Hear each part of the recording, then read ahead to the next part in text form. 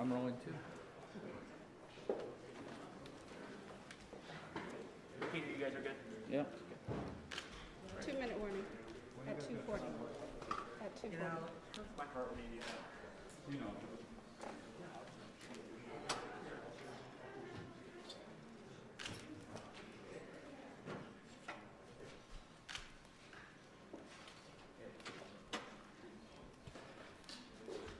That was nice to meet you over.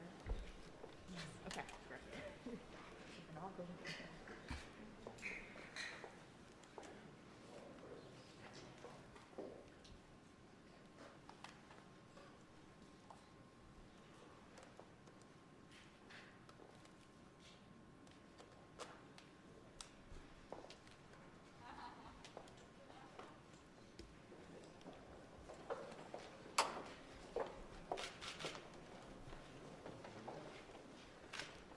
Good afternoon, folks. Good afternoon. I promised when I got elected I'd always give it to you straight from the shoulder. The good, the bad, the truth. So as we head into Christmas weekend, I want to answer your questions about the rising number of COVID cases, COVID-19 cases. And I want to start by acknowledging how tired, worried, and frustrated I know you are. I know how you're feeling. For many of you, this will be the first or even the second Christmas where you look across the table, will be an empty kitchen chair there. Tens of millions have gotten sick. We've all experienced upheaval in our lives.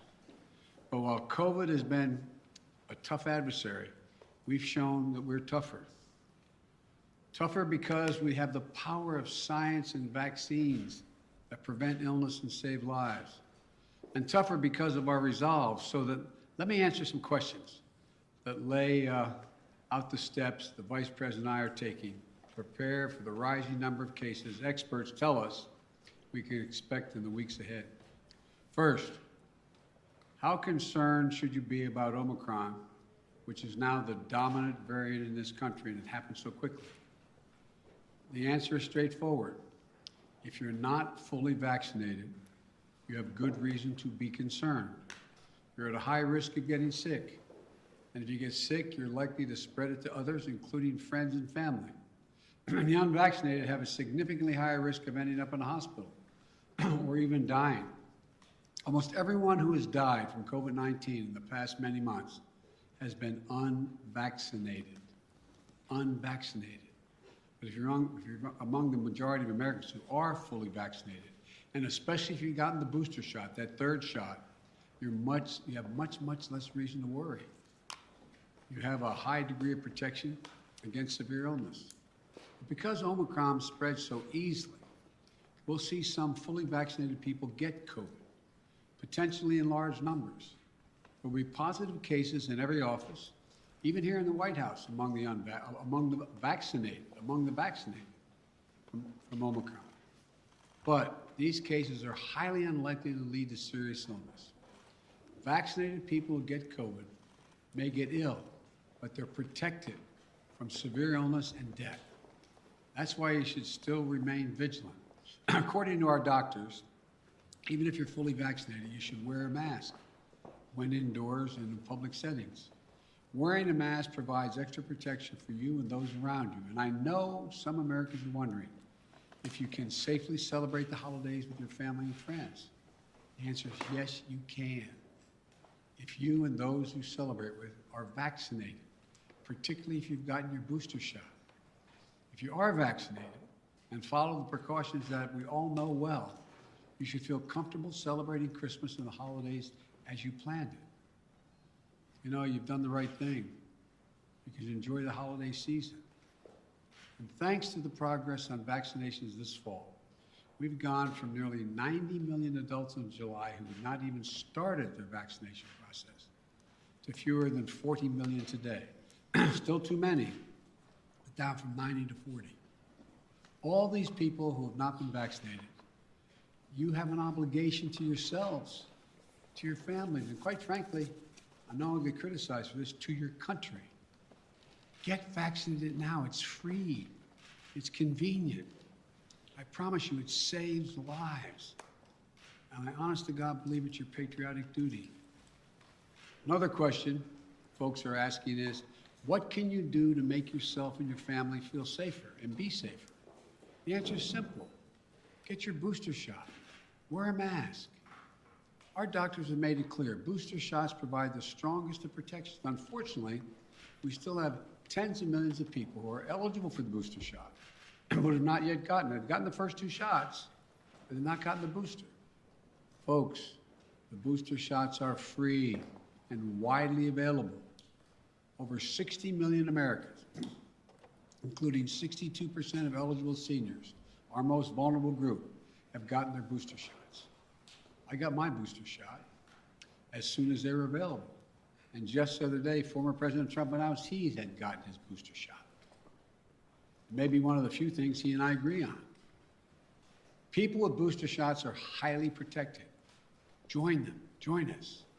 It's been 6 months or more since my second shot.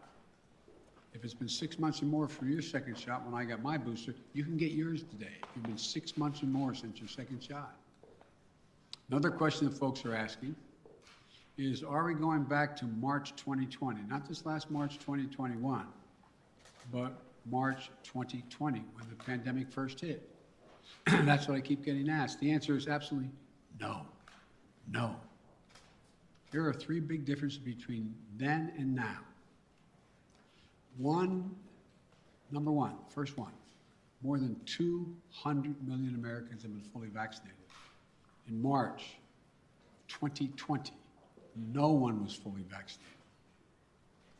What that means is today, a case of COVID-19 for fully vaccinated and boosted person will most likely mean no symptoms or mild ones similar to the common respiratory viruses.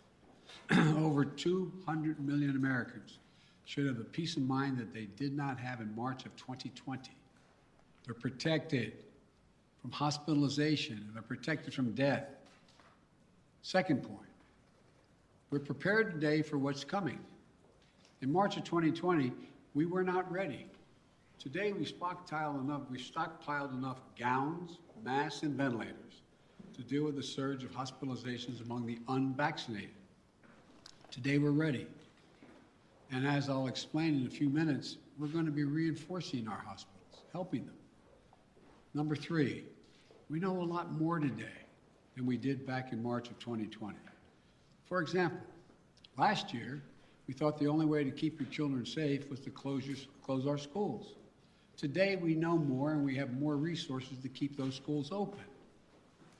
You can get 5 to 11-year-olds vaccinated, a tool we didn't have until last month. Today, we don't have to shut down schools because of a case of COVID-19. Now, if a student tests positive, other students can take the test and stay in the classroom if they're not infected, rather than closing the whole school or having to quarantine. We can keep our K through 12 schools open. That's exactly what we should be doing. So folks, let me summarize. We should all be concerned about Omicron, but not panicked. If you're fully vaccinated, and especially if you got your booster shot, you are highly protected. And if you're unvaccinated, you're at a higher risk of getting severely ill from COVID-19, getting hospitalized, and even dying. So the best thing to do is get fully vaccinated and get your booster shot. And no, this is not March of 2020. 200 million people are fully vaccinated. We're prepared. We know more. We just have to stay focused. So that's where we stand. Now let me tell you about the additional steps I'm ordering today to take on what is coming. I know you've heard a lot of this in the news already this morning. 3 weeks ago, I laid out a COVID-19 action plan for this winter that prepared us for this moment. Today, we're making the plan even stronger. First, we're setting up our vaccination and booster efforts. We're stepping it up significantly. In the past 2 weeks, we've seen the highest vaccination rates since last spring. And we aren't as vaccinated as a country as we should be, though. That's why we have added 10,000 new vaccination sites on top of the 80,000 sites that we already had in place. And even more will open in January. I know there's some parts of this country where people are very eager to get their booster, where it's harder to get an appointment, excuse me. So starting this week, I'll be deploying hundreds more vaccinators and more sites to help get the booster shots in people's arms. I've ordered FEMA, the Federal Emergency Management Agency, to stand up new pop-up vaccination clinics all across the country where you can get that booster shot. We've opened, excuse me, we've opened FEMA vaccination sites in Washington State and New Mexico recently as cases have increased. And today, I'm directing FEMA to stand up new sites in areas where there is a high demand. These steps are going to help us add more and more booster appointments and just over the next few weeks. I also want to say a word to parents. If your children are not vaccinated, please get them vaccinated. If you're a parent, understandably, who waited to see how the first shots went with other kids before getting your own kid vaccinated, you can stop waiting. 6 million children in our country, ages 5 to 11, are vaccinated. Get your children protected today, now. For those parents out there who have a child that's too young to be vaccinated, that is under the age of 5, I know this can still be a scary time. But one thing you can and must do while we await vaccines for children under 5, get yourself fully vaccinated and boosted, as well as those around you, your children, your caregivers, your siblings. It's critical to mask up in public indoor places. We know that our youngest children have only rarely been impacted by serious COVID-19 cases. But they can be further protected if they're surrounded by vaccinated people. And again, to folks who are not vaccinated, you might think you're putting only yourself at risk, but it's your choice. Your choice is not just a choice about you. It affects other people. You're putting other people at risk. Your loved ones, your friends, neighbors, strangers you run into. And your choice can be the difference between life or death. The longer the virus is around, the more likely variants form. It may be deadlier than the ones that have come before. Let me say again and again and again and again, please get vaccinated. It's the only responsible thing to do. Those who are not vaccinated are causing hospitals to become overrun again. I just spoke to the governor of New York. Every COVID-19 hospital means someone with a heart attack, cancer, or other serious illness may not get that bed and that life-saving care they need in the hospital. Look, let me give it to you straight again. Omicron is serious, potentially deadly business for unvaccinated people. Let me be clear. Thanks to the prior administration and our scientific community, America is one of the first countries to get the vaccine. Thanks to my administration and the hard work of Americans, we led a rollout and made America among the world leaders in getting shots in arms. But uptake slowed this summer as vaccine resistance among some hardened. Look, the unvaccinated are responsible for their own choices. But those choices have been fueled by dangerous misinformation on cable TV and social media. You know, these companies and personalities are making money by peddling lies and allowing misinformation that can kill their own customers and their own supporters. It's wrong. It's immoral. I call on the purveyors of these lies and misinformation to stop it. Stop it now. One of the other things that we know that has to be done is more testing. Because Omicron spreads easily, especially among the unvaccinated. It's critically important that we know who's infected. That means we need more testing. And on that score, we're now where we should be. Yes, we have over 20,000 free testing sites. Yes, we've used the Defense Production Act and spent $3 billion to greatly expand the number of at-home tests available for purchase online and at your local pharmacy. And yes, we made sure insurance covers the PCR tests you get in the hospital or at your doctor's office. But starting next month, Private insurance will also cover at-home testing, so you can order a test online and get reimbursed. We're providing access to free at-home tests for those who may have insurance as well, may not have insurance, I should say, as well. But it's not enough. We have to do more. We have to do better, and we will. Starting this week, the federal government will set up emergency testing sites in areas that need additional testing capacity. Before Christmas, the first several of these federal testing sites will be up and running in New York City, with many more to come. This free testing is going to help reduce the waiting lines, the time you have to stand there, and sometimes it's an hour or more. We're going to continue to add federal testing sites where needed, so that if you want an immediate test, there'll be a place where you can go get it. We also need to do better with at-home testing.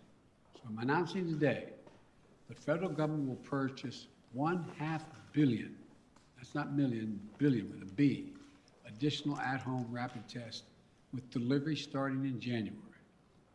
We'll be getting these tests to Americans for free. And we'll have websites where you can get them delivered to your home. We've arranged for it to be easier for you to find a free COVID testing site near you on Google. Just enter COVID test near me in the Google search bar, and you can find a number of different locations nearby where you can get tested. We're going to continue to use the Defense Production Act, as we did earlier this month, to make sure we're producing as many tests and as quickly as possible.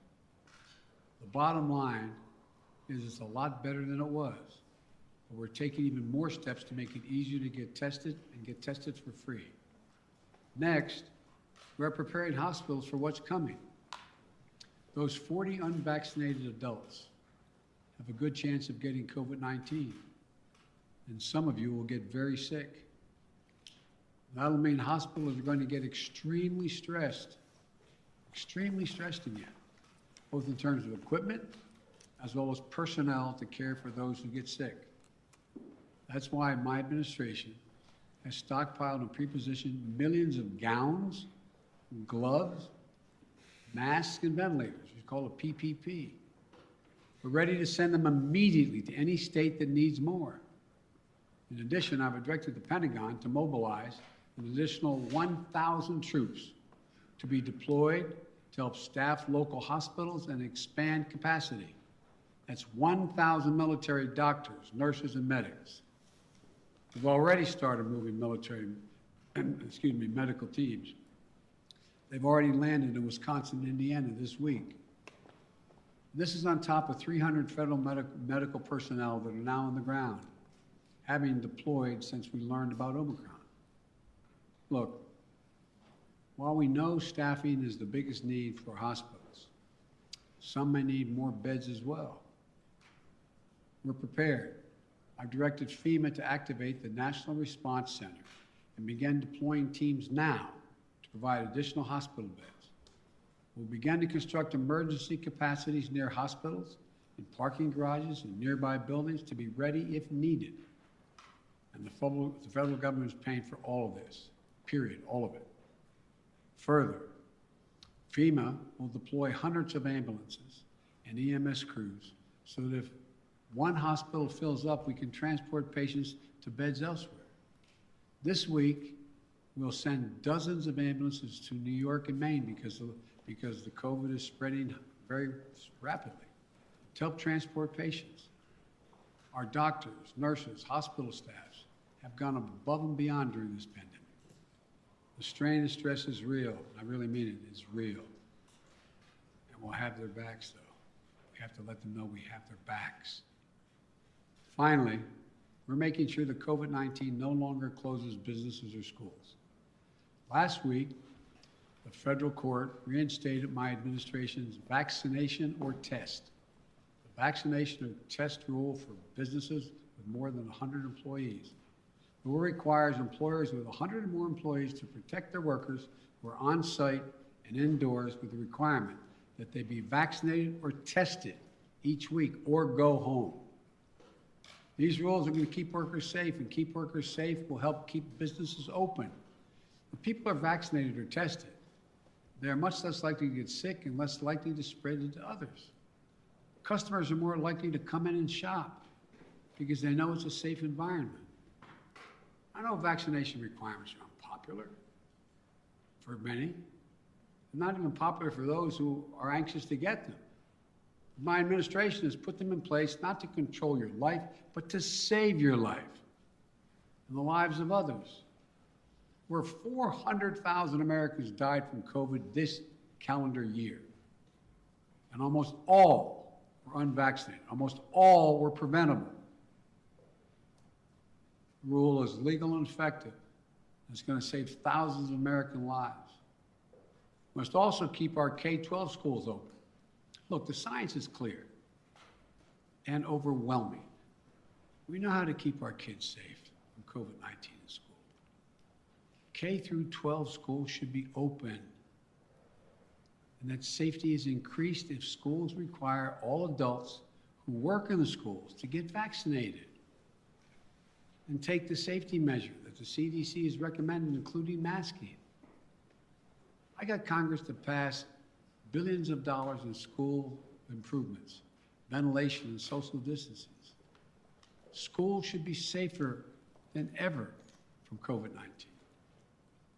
And just Friday, the CDC issued a test-to-stay guidelines. So schools can stay open and kids can stay in class even if a classmate tests positive. COVID-19 is scary, but the science is clear. Children are safe are as safe in school as they are any place, assuming the appropriate precautions have been taken and they've already been funded. Let me close with this. I know you're tired. I really mean this, and I know you're frustrated. We all want this to be over, but we're still in it. And this is a critical moment.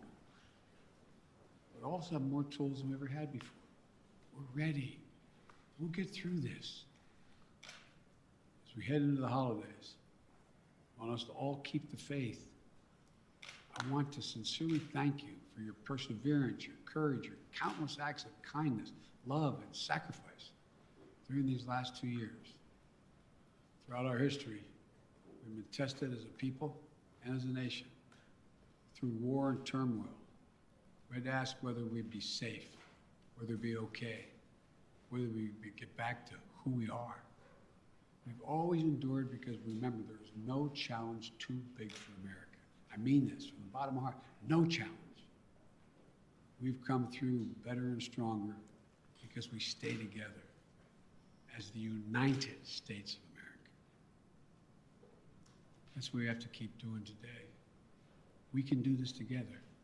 I guarantee you. May God bless you all, and may God protect our troops. And happy holidays. God love you all. Thank you. Mr. President, on testing, sir, you said we have to do better, but public health officials have been saying for months you need to surge rapid tests for just this moment. Is it a failure that you don't have an adequate amount of tests for everyone to be able to get one if they need one right now? No, it's not, because COVID is spreading so rapidly. If you notice, it just happened almost overnight, just in the last month. What's your message? Mr. President. So, no, it's not a failure. But the alarm bell went off. I don't think anybody anticipated that this was going to be as rapidly spreading as it did. And so the question is, we had a lot of people who have access to tests, who could order them, could have their insurance pay for them, et cetera. But it also, and all of a sudden, it was like everybody rushed to the counter. It was a big, big rush. And I knew that was coming, so what I tried to do is meet with the companies and use the Defense Production Act to get 500 million more tests and figure out how to get them to their homes, get them on the shelves in the store. I mean, so that's what it's all about. Yes. Mr. President, what's your message to Americans who are trying to get tested now and who are not able to get tested and who are wondering what took so long to ramp up testing? Come on, what took so long? That's what I'm hearing that from people who are trying to get tested now before the holidays. Well, what took so long, it didn't take long at all. What happened was the Omicron virus spread even more rapidly than anybody thought. If I had told you 4 weeks ago that this would spread by a day-to-day basis, it would spread by 50, 100%, 200%, 500%. I think you would have looked at me and said, Biden, what are you drinking? But that's what it did. Now, we don't know what's going to happen from here. It looks there's some evidence that in South Africa, where a lot of this started, that it's dropping off quickly, too. We don't know. But I do know that we're not going to be in a position, like I said, when we were having a problem with masks and gowns and the like. I said, I promise you. Remember the criticism? I got questions from some of you. Why are you still paying for all these masks and gowns? Why are you stockpiling this? Because we don't know. Turns out we're going to need it. In the back, and then... Does it work, sir? And will you reverse the travel ban now that Omicron is so prevalent here in the U.S.? I'm considering reversing. I'm going to talk with my team in the next couple of days. Look, remember why I said we put the travel ban on, is to see how much time we had before it hit here so we could begin to decide what we needed by looking at what's happening in other countries. But we're past that now. And so it's something that is being raised with me by the docs, and I'll have an answer for that soon. President, You talk often about the importance of keeping your word of trust. Do you believe Senator Manchin kept his word to you? And how do you rebuild trust with progressives in your party to advance your legislation now? You know, I told you before, you've heard me say this before, some people think maybe I'm not Irish because I don't hold a grudge. Look, I want to get things done. I still think there's a possibility of getting Build Back Better done. What I don't want to do is get into, and Joe went on TV today, and I don't know whether it's TV or not, I'm told he was speaking to the Liberal caucus in the House and said, Joe Biden didn't mislead you, I misled him. And so look, I'm not looking for, let me say something. You saw what happened yesterday. All the talk about how my Build Back Better plan was going to increase inflation, going to cause these debts and all the like. What happened? Goldman Sachs and others said, if we don't pass Build Back Better, we're in trouble because it's going to grow the economy. Without it, we're not going to grow. And what happened? Stock prices went way down. It took a real dip. If you take a look, everybody thinks because I quoted 17 Nobel laureates saying this is going to help inflation. Think about it in terms of you're a hard-working person and you're making 60 grand if you're alone, or if your mom are just on her own, or if you're making 80 grand, mom and dad 90 grand like a lot of people do, and you're worried about inflation. You should be worried about it because it's a devastating thing for people who are working class and middle class folks. It really hurts. Where is most of the cost now? The cost is finding in gasoline, even though I was able to bring it down 12 cents a gallon, will come down more, I believe. We talked about what the cost in food prices going up, et cetera. But look what's in Build Back Better. Child care. You can reduce it by up to 70%. That'll be the difference between 20 million women who aren't back in the workforce being able to go back if you pass it. We're talking about health care, insulin. In a situation, we got 200,000 kids with type 1 diabetes. You know what it's costing? It cost somewhere between 10 cents and $10 to come up with the formula, okay? A while ago, right? You know what it's costing on average? $560, $640 a month, up to $1,000 a month. What do you do if you're a mom and a dad working with minimum wage, busting your neck? You look at your kid, and you know if you don't get that vaccine for him, if you don't get that drug for him, if you don't get be able to take that, what happens? They're likely to go in a coma, maybe die. Not only do you put the kid's life at stake, you strip away all the dignity of a parent looking at their child. I'm not joking about this. Imagine being a parent, looking at a child, and you can't afford.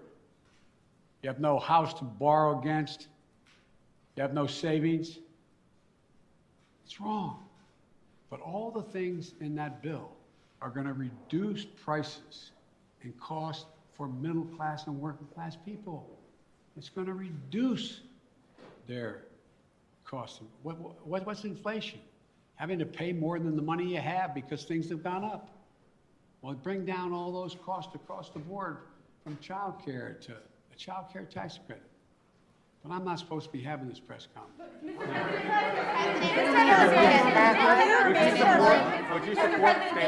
Mr. President, did Senator Manchin break his commitment to you? When you announced the framework, the White House says that all 50 senators were believed to get behind it, all 50 Democratic senators. So did Senator Manchin break his commitment to you? Senator Manchin and I are going to get something done. Thank you. Sir, do you still have the card with the desk? Ukraine, sir.